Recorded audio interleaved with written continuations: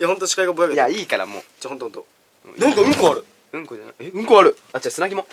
いや、おかしいでしょ。どうも、また、風が長引いてしまって、R の法則かなんかで2位です。よくわかんない。まあ、どんどん上に行けるように頑張っていきたいと思います。はい。くしゃみ、あくび、ゲップ、しゃっくり、これ同時に出すとどうなるのか。それと、天井の高さから熱湯を落としたら、もうその時点で冷えるから、熱湯をね、天井からかけても熱くないんじゃないかっていう実験。これ2本立てでございます。さあ、まずゲップから出していこう。はい、これがゲップです。かなり綺麗な音、上からキラキラの音入ってると思うんですけどもくしゃみですね。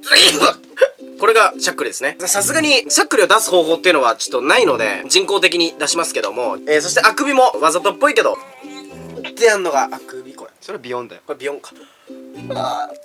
これですね、あくびは。この4つを同時にちょっとやっていこうと思います。コーラ飲んで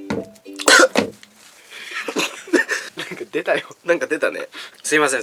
取り乱しました。このコーラを飲んでゲップを溜めます。鼻に小よりをやってくしゃみですよって時にこうやってやりながらしゃっくりをすれば、まあ言ってもわかんないと思うんで行動で移していきましょう。このような感じなんですね。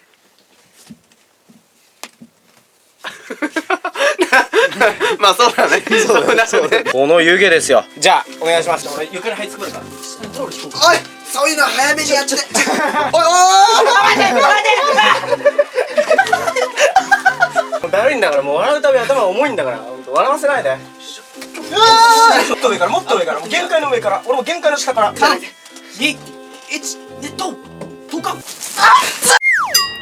チャンネル登録よろしく。痛い。めっちゃ痛い。